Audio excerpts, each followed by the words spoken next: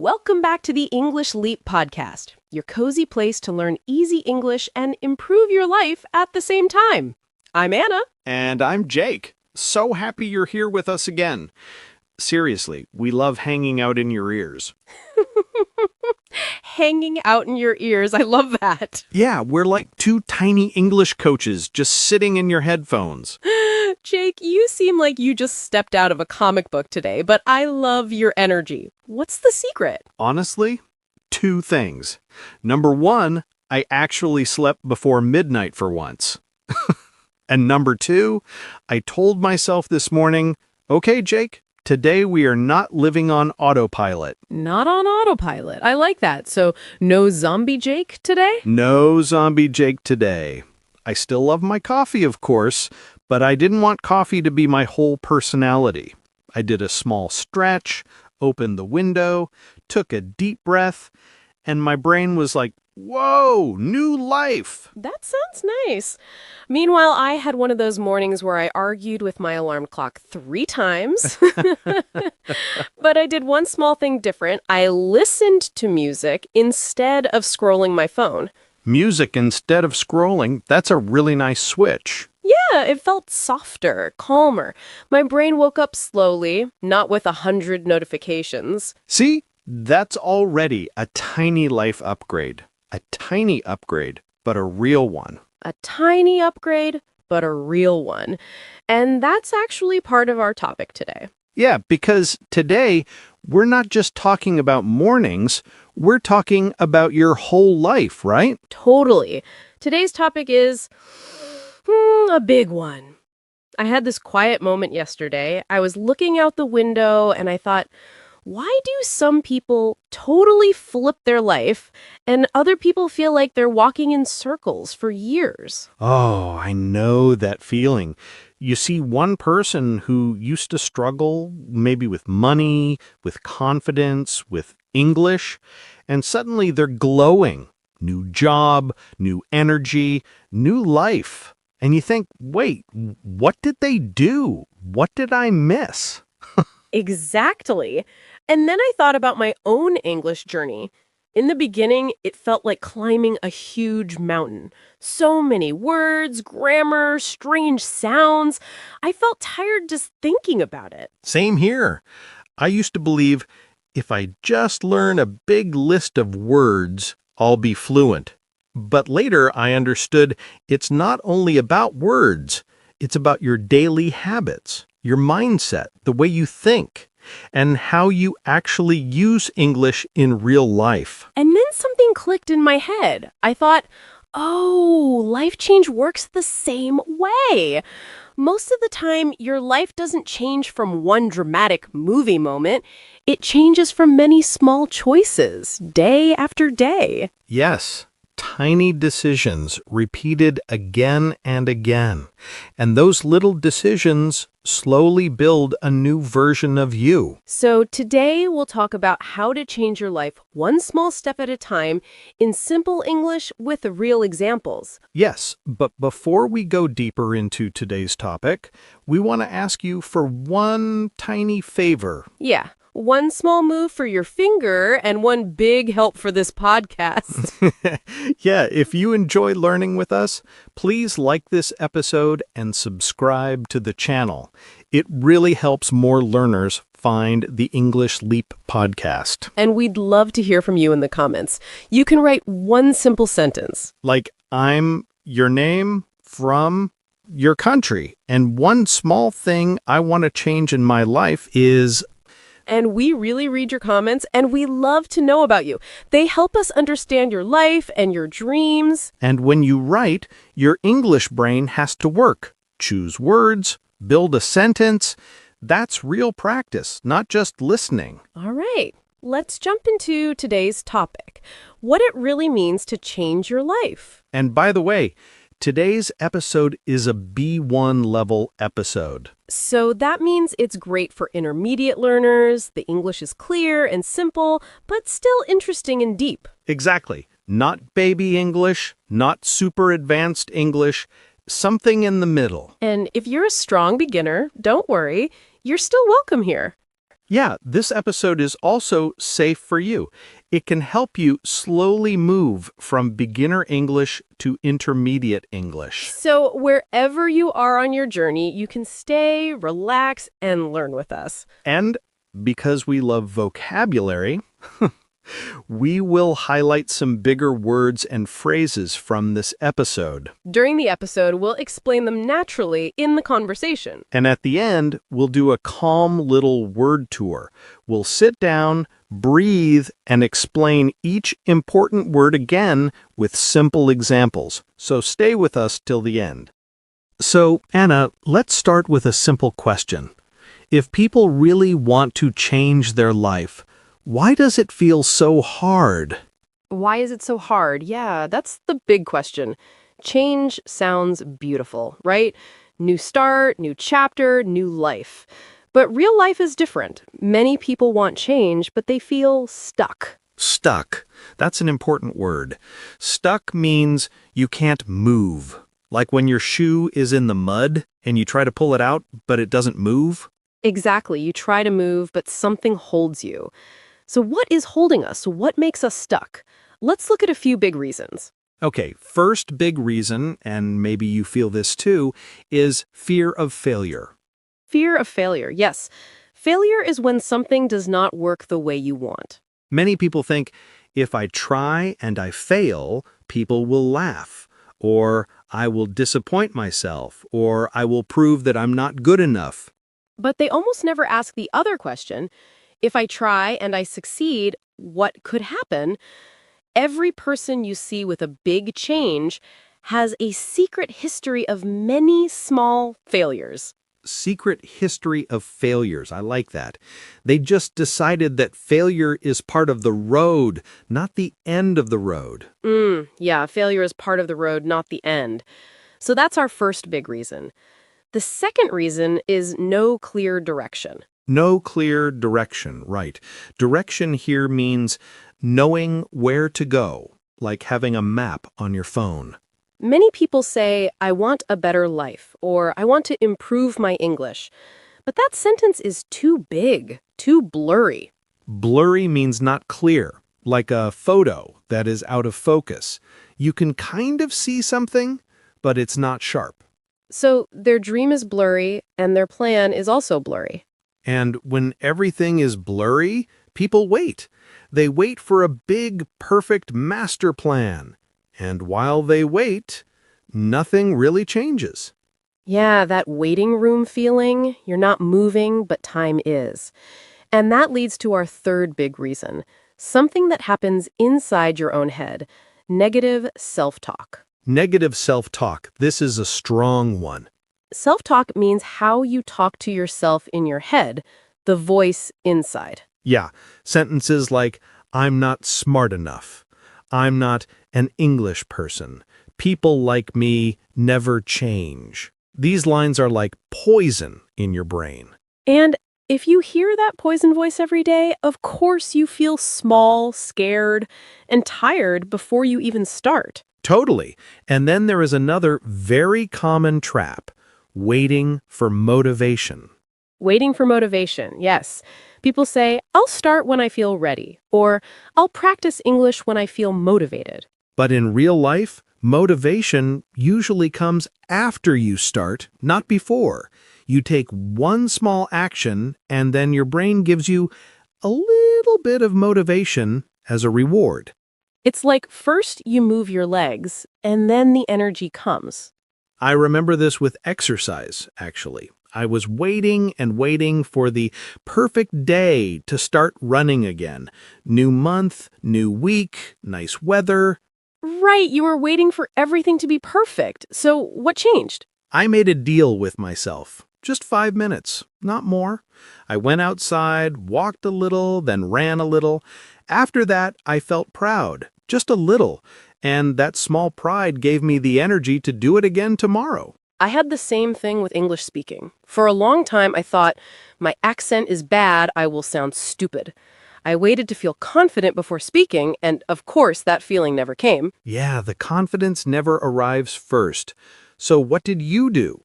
I finally said, okay, I will sound silly. but I will speak anyway. I made mistakes, but each conversation made me a little braver. So if we put everything together, fear of failure, no clear direction, negative self-talk, and waiting for motivation. Fear, no direction, negative voice, and waiting. These are like invisible ropes around your body. Invisible means you can't see them, but they still hold you and make it hard to move. And step one of changing your life is to notice those ropes. You can't cut something you never see. Yeah, you can't cut something you never see. But when you start to see those ropes clearly, you can slowly begin to loosen them, and that's when change becomes possible. Okay, so we know why change is difficult.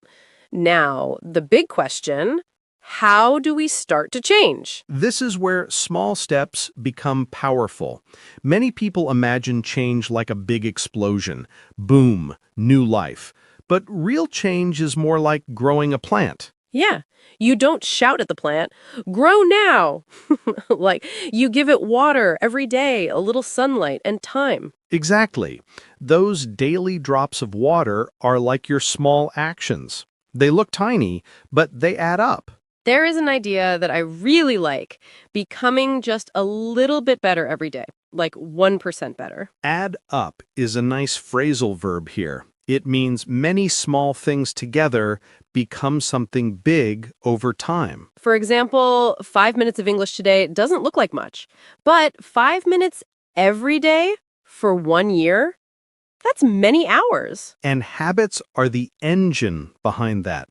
A habit is something you do again and again, almost automatically. Like brushing your teeth, checking your phone in the morning, or hopefully listening to a podcast in English.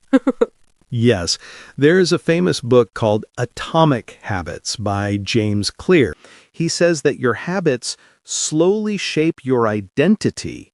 Identity is who you believe you are. Like if I read in English every night, even for 10 minutes, after some time, I start to think I am the kind of person who reads in English. And that idea about yourself makes it easier to continue. So what are some small habits our listeners can try?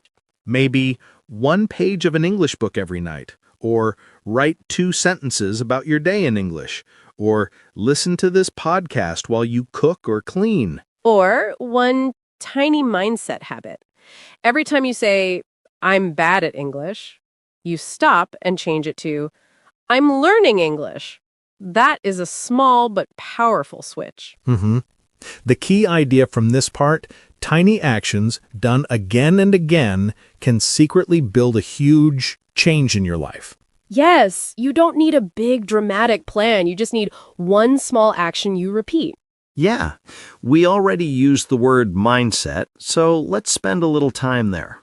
Yes, mindset is the way you think about your abilities and your future.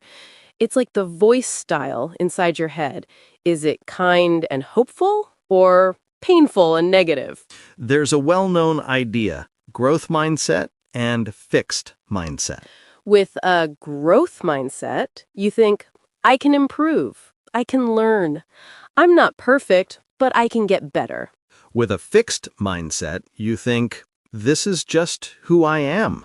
I'm bad at languages. I can't change. And guess which one helps you more? Yeah, it's not a big mystery. And our brain also has a kind of filter system. The long name is Reticular Activating System, RAS. Don't worry about remembering the name, just understand the job. This brain filter decides what information is important for you. It's like a friend saying, look at this. You can ignore that. For example, when you learn a new vocabulary word, suddenly you see it everywhere, in a movie, in a book, in a video title. The word was always there, but now your brain says, ooh, we know this, show it. So if your inner voice is always saying, I can't, I can't, I can't, your brain will look for proof that you are right. But if your inner voice says, I'm learning, I'm improving. Your brain will start to show you small signs of progress. That's why some people say you can reprogram your mind, like installing a new app in your brain. Yeah, a new app in your brain. I love that picture. And to do that, we can use 3 small tools: affirmations, visualization, and gratitude. We'll use easy English here. An affirmation is a positive sentence you say to yourself on purpose. For example, I am getting better at English every week. Visualization is when you close your eyes and imagine yourself doing something well. For example, you imagine yourself speaking calmly in a job interview. And gratitude is feeling thankful. You look at your day and say, okay, today was hard, but I'm thankful for this one good moment. When you practice these things, you are training your brain, not to lie, but to see chances, not only problems. Yes, the goal is simple. Make your inner voice a coach, not a critic. And then there is another big enemy of change: perfection. Perfection means something is 100% perfect, no mistakes, no problems. And many people secretly wait for this perfect moment to start. When my English is better, I'll speak. When I have more time, I'll study. When I feel confident, I'll apply for that job. But here's the funny thing. You often get confidence after you start, not before. It's like standing at the edge of a swimming pool and saying, "When I feel comfortable, I'll jump in." But the comfort comes after the jump. So true. When I started recording myself speaking English, I felt so awkward. My voice sounded strange. I wanted each sentence to be perfect. Did you delete a lot of recordings? Oh, so many. But one day I told myself, this video is not perfect, but it's good enough. I posted it, and guess what? Nothing bad happened. Some people even liked it. There's a sentence I love.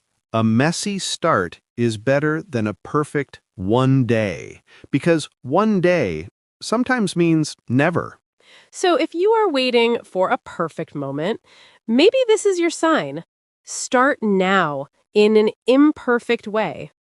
And don't think about changing everything. Just think, what is one simple action I can do today? Maybe send a short voice note in English. Maybe read a paragraph. Maybe write one email. Those imperfect actions slowly build something important: momentum. Remember, momentum is that moving energy that makes it easier to keep going. Once the bike is moving, you don't need as much force as the first push. So here is a micro challenge for you. Think of one thing you keep postponing and give it 5 minutes today. Just 5. Just 5 minutes, yes. It sounds small, but it can open a little door in your day. And there's one more piece we need to talk about if you want real change: your environment. Environment means everything around you: people, places, sounds, and the content you see. There is a famous idea: you are the average of the 5 people you spend the most time with. If your 5 people always complain, always say, "It's impossible," it's very hard to stay hopeful and focused. But if your 5 people are trying, learning, doing small things for their future, you start to feel, maybe I can do that too. It's not just people. It's also the things you watch and listen to. Your information diet. I like that. Information diet. We know food can be healthy or unhealthy. Information is the same. Motivating podcasts, helpful videos, good books, that's like healthy food for your brain. And some things are like junk food. Endless negative news, drama videos, comment fights, they drain your energy. Drain your energy means they take your energy away and make you feel empty or tired. When I was learning English, I felt alone until I joined a small study group online. Suddenly, I had people who said, hey, I'm struggling too, but let's keep going. That group didn't make English magically easy, but it made quitting more difficult. So maybe ask yourself, who are my 5 people right now, and what is my information diet?